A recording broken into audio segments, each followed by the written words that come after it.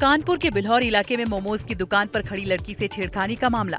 दो विशेष समुदाय के लोगों में जमकर हुआ बवाल। विवाद में कई लोग गंभीर रूप से घायल हुए। पुलिस ने 6 लोगों को गिरफ्तार किया है।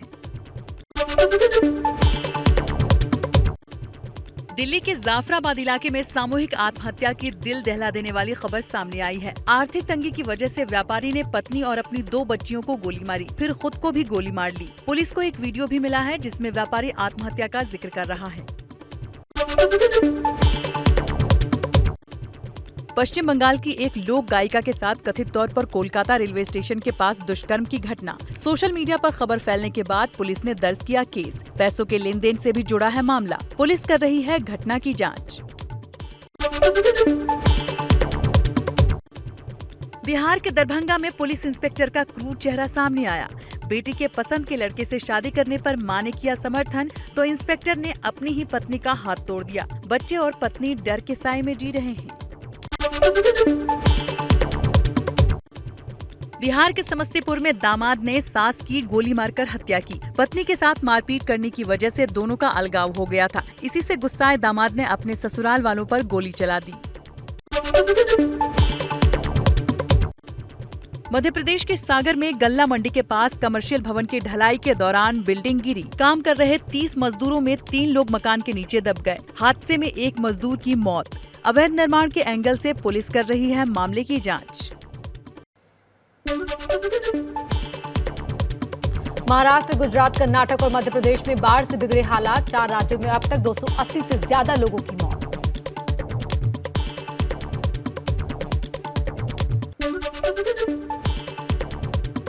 मुंबई में रात से ही रुक रुक कर हो रही है बारिश। बारिश ने बीएमसी के इंतजामों की पोल खोल दी है। यहां के गांधी मैदान में भर गया पानी।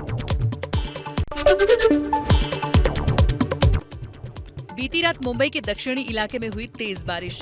1 घंटे की बारिश में ही सायन इलाके में जल भराव। दादर माटुंगा में तेज हवाओं के साथ हुई भारी बारिश। महाराष्ट्र में मूसलाधार बारिश की वजह से अब तक 102 लोगों की मौत हो चुकी है। गुजरात के वलसाड में बाढ़ बारिश से भारी नुकसान। औरंगा नदी के किनारे बने घर बुरी तरह से तबाह हो गए हैं। लोग घर छोड़कर भाग चुके हैं। अभी भी सामान यहां बिखरा पड़ा है।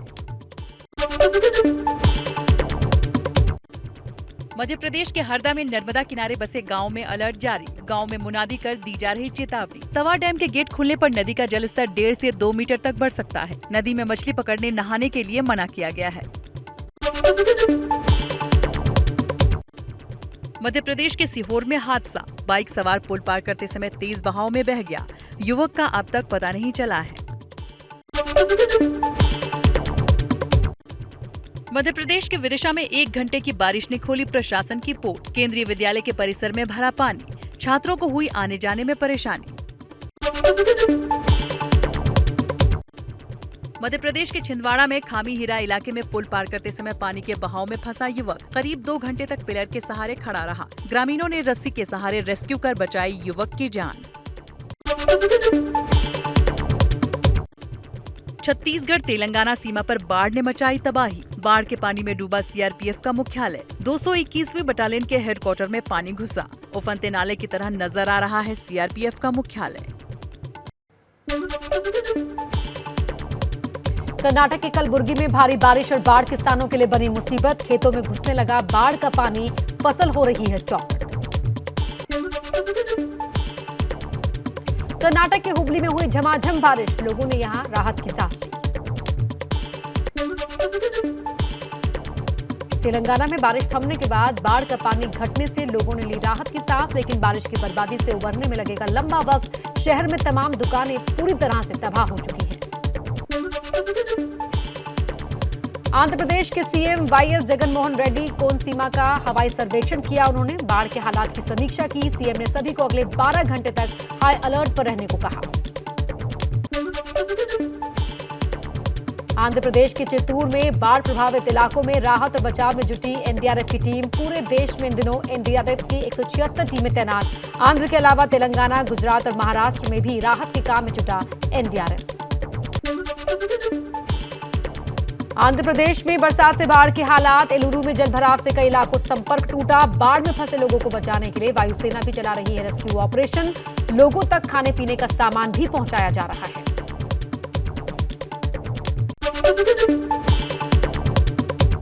कर्नाटक के कोना सीमा में बाढ़ के पानी में एक जोड़े ने रचाई शादी। चारों तरफ पानी से घिरे गांव में नाव पर बैठे थे दूल्हा दुल्हन और परिवार। राजस्थान के बांसवाड़ा में मूसलाधार बारिश के बाद सुरवानिया डैम के सभी 10 गेट खोल दिए गए हैं। डैम में अपनी क्षमता से 12 फीट ऊपर बह रहा है पानी। उत्तराखंड के रुद्रप्रयाग में भी टूटा पहाड़। चट्टान के साथ बड़े बड़े पेड़ भी उखड़कर नीचे गिरे। छेनागाड़ बक्सीर मोटर मार्ग पर हुआ हादसा।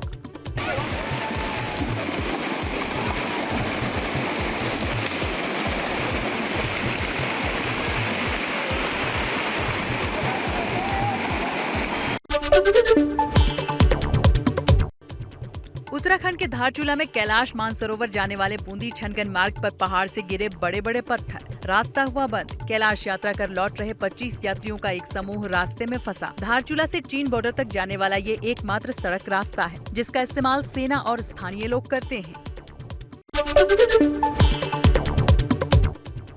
जम्मू कश्मीर के डोडा में भारी बारिश। चिनाब नदी का जलस्तर खतरे के निशान से ऊपर बह रहा है। प्रशासन ने नदी किनारे रहने वाले लोगों के लिए चेतावनी जारी की।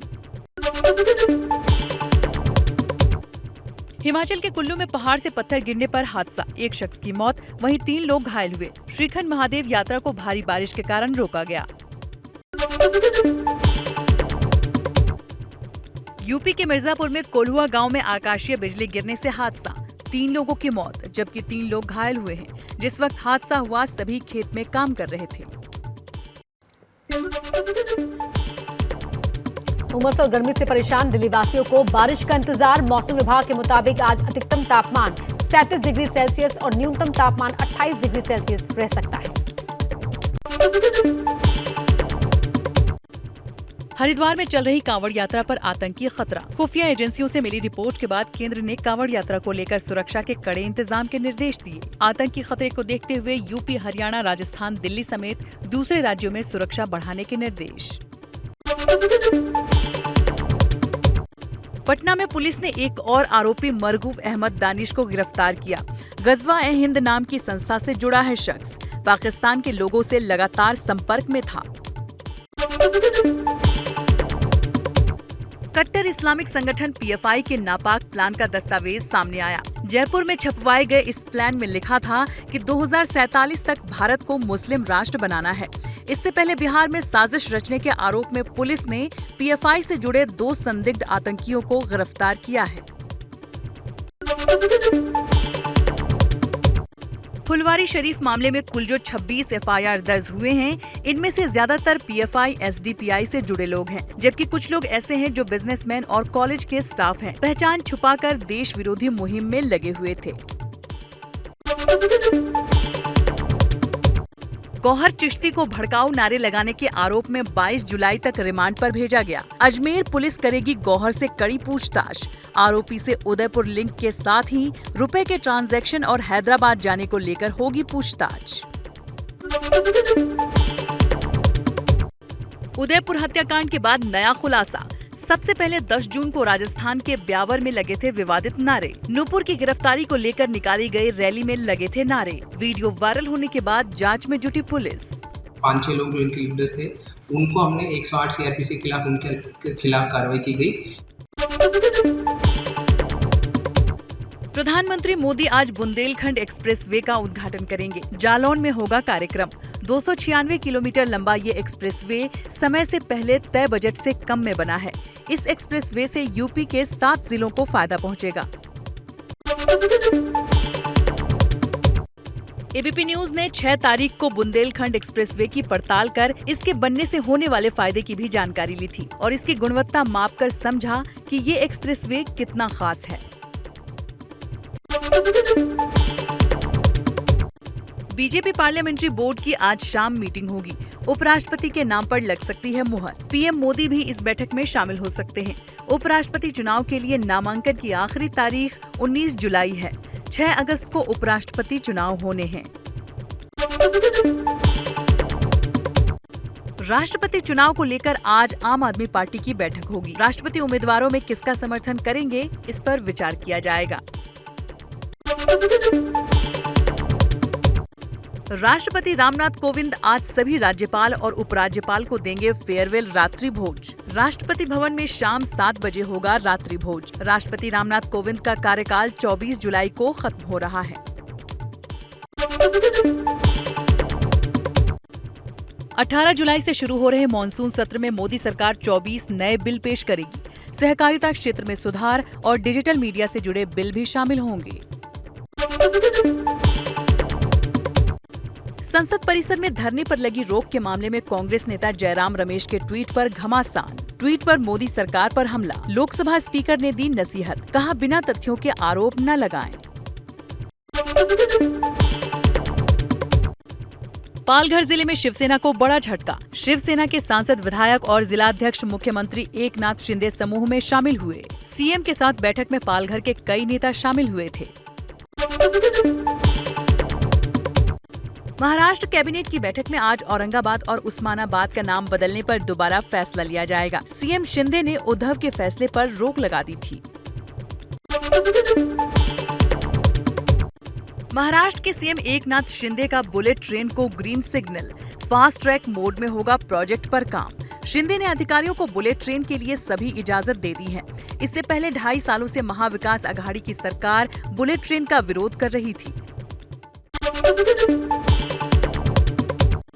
झारखंड कैबिनेट में पुरानी पेंशन योजना कुछ शर्तों के साथ फिर से किया गया लागू। वहीं गरीबों को हर महीने 100 यूनिट मुफ्त बिजली देने के प्रस्ताव को भी मिली मंजूरी।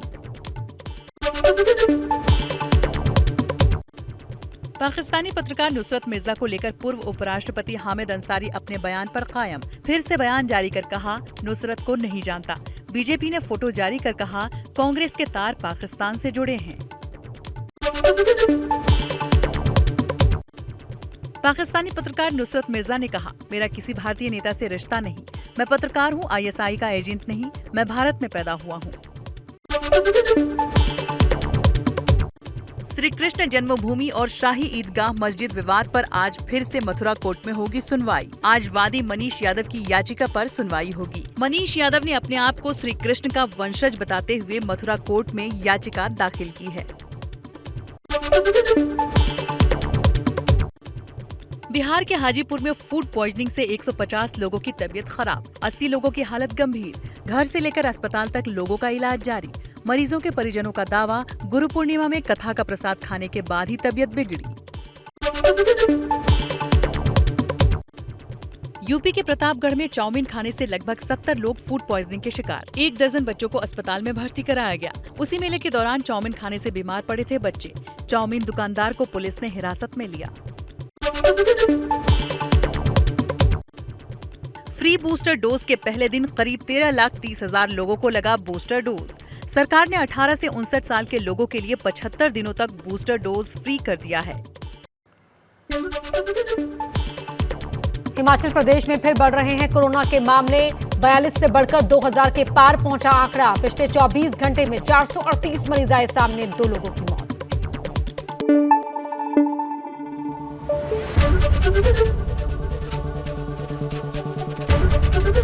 ABP न्यूज आपको रखे आगे।